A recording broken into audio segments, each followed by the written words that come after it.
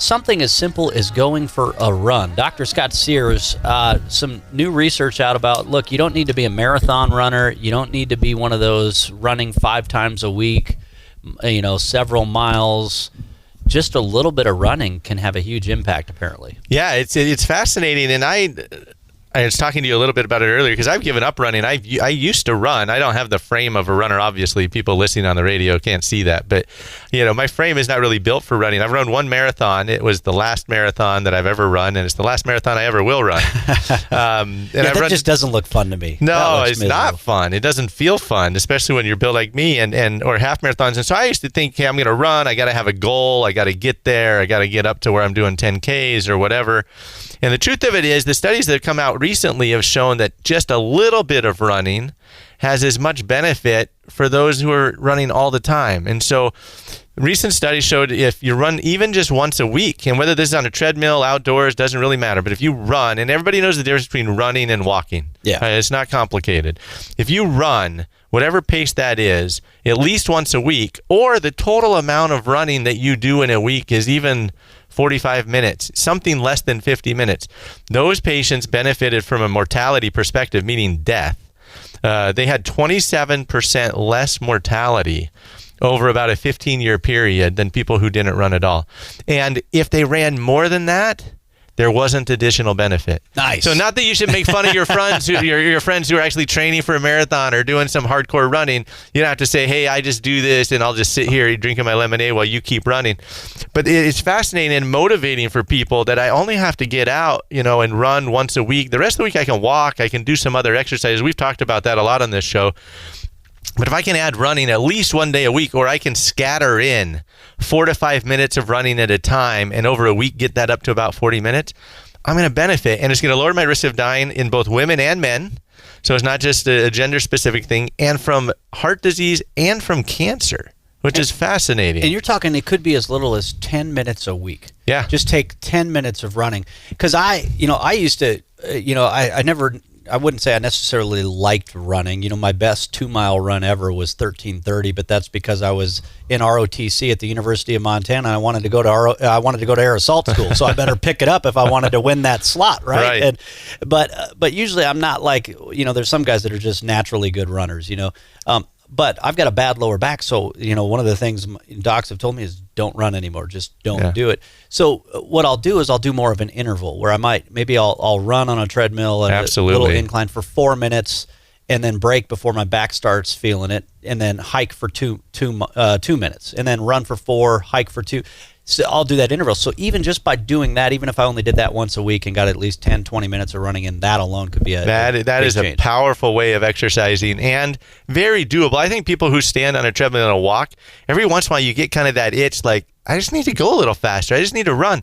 So do it. Do it for 2 minutes. Do it for 3 minutes, and then slow back down to the incline. Get that out. Sprint. Sprint for 30 seconds and then walk.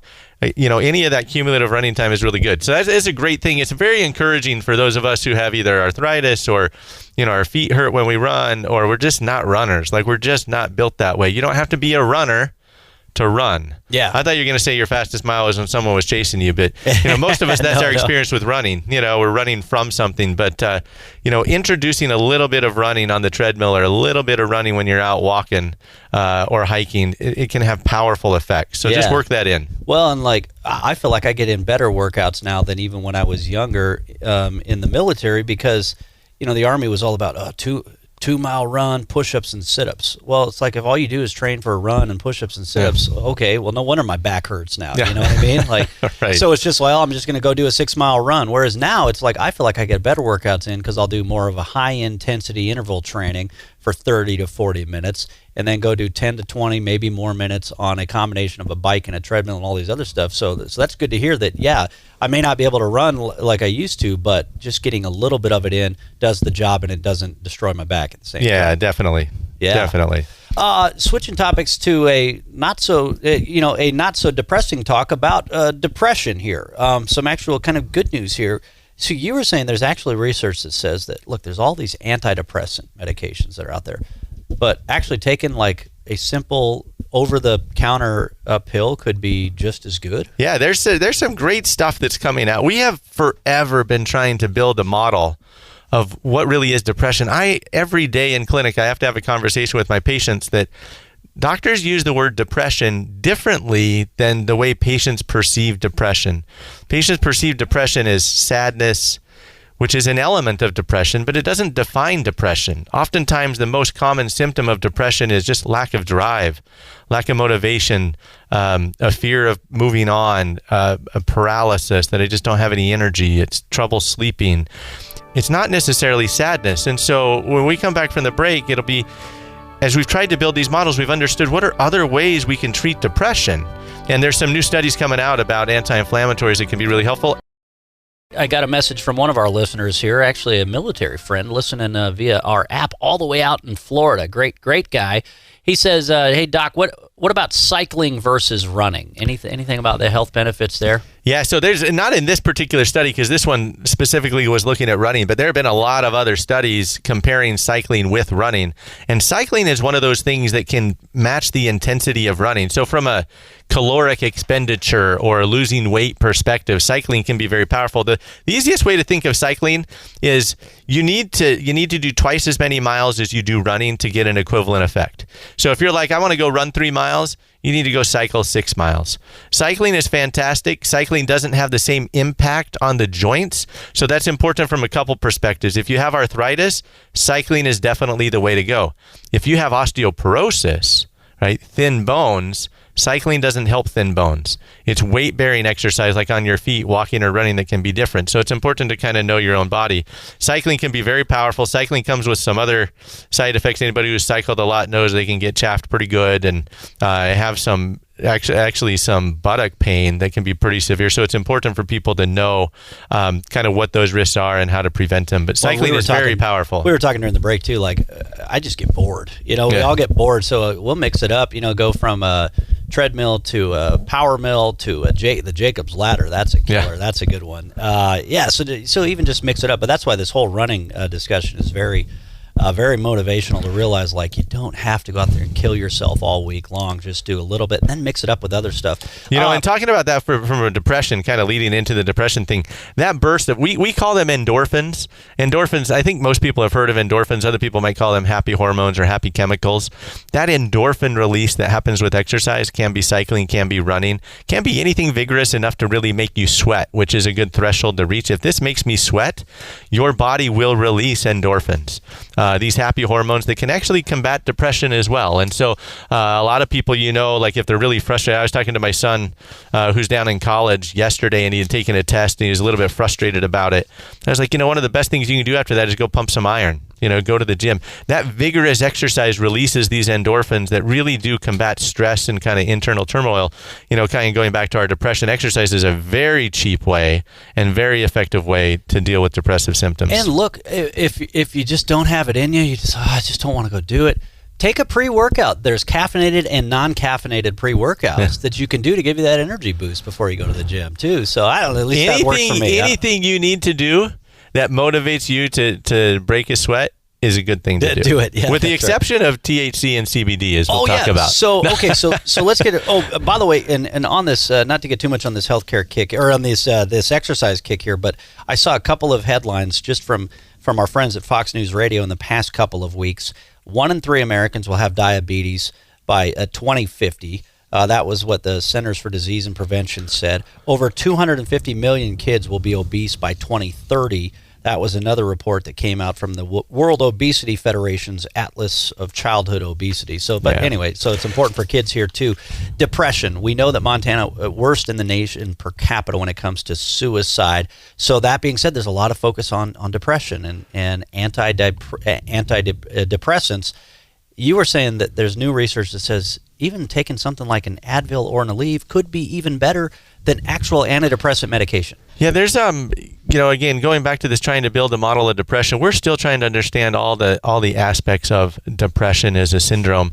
And clearly inflammation's playing a role, because there's been some recent studies that came out that looked at patients who are taking anti-inflammatory medications versus what we call placebo, which is a sugar pill, or inflammatory medications with antidepressants. And in both of those groups, the addition of anti-inflammatories made a significant impact on improving depression symptoms. And that's really encouraging for the ongoing research that goes into depression.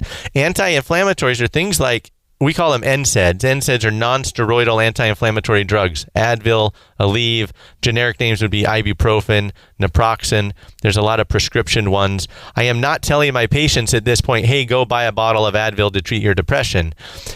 And don't take one every single day. And don't take one every day. Yeah. I mean, you need to work with your physician on these things, but it is interesting that these data are coming out that these anti-inflammatories help. The other medicines that are anti-inflammatories that people don't realize is Lipitor, Zocor.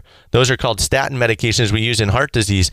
They actually have anti-inflammatory properties, and we've known for a long time that patients who take statins have lower risks of depression, probably because of this anti-inflammatory property. Omega-3 fatty acids, which has virtually no side effects for people and is natural, is an anti-inflammatory that in these studies showed a significant improvement in depression. Minocycline is an anti-inflammatory acne medicine we use in teenagers.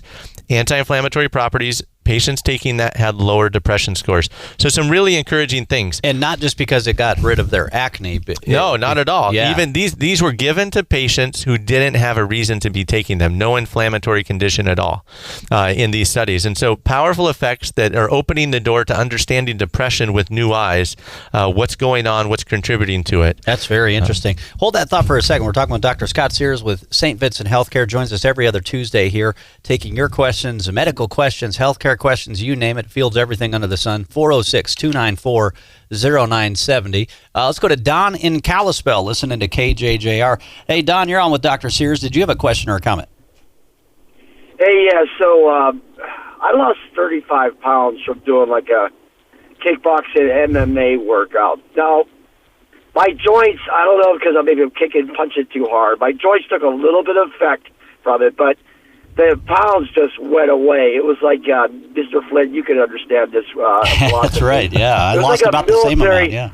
It's like a military punch through. Once I punched through that, it broke that threshold of pain and got better at it. Everything just became easier, and the pounds just came off easier, and I just got more skilled and was able to work out more intense. Now, what would be the side effect of kickbox workout? Or what would be the downgrade of it, I mean? Yeah, thanks, Don. Because I've heard other people who've loved those kickbox type workouts, like 9 rounds, things like that. Yeah, there are a lot of niche exercise gyms in town. Whether it's 9 rounds. My wife does a lot of intense core exercises that she loves. She calls them tables, but they're core exercises, and she's awesome with it. She's super disciplined. There's a lot of places that do that. Kickboxing, as you can imagine, we probably should ask him what the side effects are, right? You can imagine that impact, bruising bones. If you punch too hard, certainly you can get some trauma. It's like a boxer is oftentimes in peak physical condition, right? But that doesn't mean that they don't have risk from boxing. They have head injury, Parkinsonism, fractured hands, even boxers' fractures, we call them, that come from that sport. So there is this thing called the law of diminishing returns, that as you participate in more intense exercise, your health benefits from a weight loss perspective go up, and your risk of injury goes up. And so that's why those exercises that don't expose you to risk of physical injury, impacting the joints, trauma to the bones, oftentimes are ones that you can do for longer periods of time. And so sometimes I'd imagine, too, it may be using a better form, or, hey, you can get just as good of a result without punching as hard. So or people do shadow boxing. If you talk, there are actually programs. I think you've even talked about this on your show before when I was listening, that Parkinson's disease, one of the best exercises for Parkinson's is shadow boxing. They don't hit anything. They don't hit anything, so there's no trauma. Sometimes they'll hit the bags even, too. Yeah, and so if they're really soft, so there are ways you can get around it. So the way to think about it is any exercise that takes a significant physical toll on your joints or bones or skeletal system is not something you're probably going to be able to do for your entire life unless you modify it. However, there are great short-term benefits from all those exercises. Yeah, in fact, Rock Steady is the boxing gyms that were created to help Parkinson's patients, and I know they've got a few across the state. I went and we actually talked with the guy who brought one to Bozeman, and it's remarkable how that is really good for Parkinson's patients, because Absolutely. they have balance issues and everything like that. So I'm a big fan. Kickboxing is great. Probably don't try it against kicking lumber or brick walls. soft pads, and sometimes you can do kickboxing without an impact to anything if you're experiencing hurt bones. Yeah. Did you want to add more on the antidepressant therapy? Was there more we needed to add there, or should we talk about this new measles study that's out as well? Let's start. So one brief thing about because I gave a little bit of a teaser about CBD and THC. Journal of Psychiatry just came out. We're doing more and more studies on this because the CBD shops are showing up all over the place, and people are selling it for all kinds of reasons. But Journal of Psychiatry looked 40 studies that looked at the use of both THC and CBD, which are the two chemicals in the marijuana plant. Looked at it in depression, anxiety, ADHD or ADD, PTSD, all these things that people know about. No benefit for any of those conditions. And so they came out with a very strong statement that from a mental health perspective, people should not be using THC and CBD. And that is important for the public to be aware of because you can access it without talking to your doctor. Even CBD that doesn't Even have CBD. the THC stuff in it. Exactly. Now, there are other studies going on, particularly with CBD and conditions such as arthritis, with topical rubs and nausea and other conditions that they do actually look promising. But again, I want to be really clear from a mental health perspective for treatment of depression, anxiety, PTSD, ADHD, very strong statement that these medicines should not be used because there is no benefit in any of the studies and there is significant risk. And so that's just important for the public to know. It does seem like you hear people marketing some of these products. This is the magic. Cure-all, end-all, everything. This is the magic pill for everything. It's like, okay. And like everything, there are going to be some uses. But I caution my patients, let's wait and see. Yeah. This new measles study that's out. Actually, we're already out of time. Should we save that one for next time? Let's do a 30-second snippet, and we can talk a little bit about it next time because it goes into some other things. Kids who get the measles lose antibodies against other diseases. So if you're not giving your kid the measles immunization and they get exposed to measles, not only do they have a risk of measles, but they will lose the antibodies against other illnesses and are more likely to die from those. All right, Dr. Scott Sears, St. Vincent Healthcare. Always a pleasure. Thanks for being with us.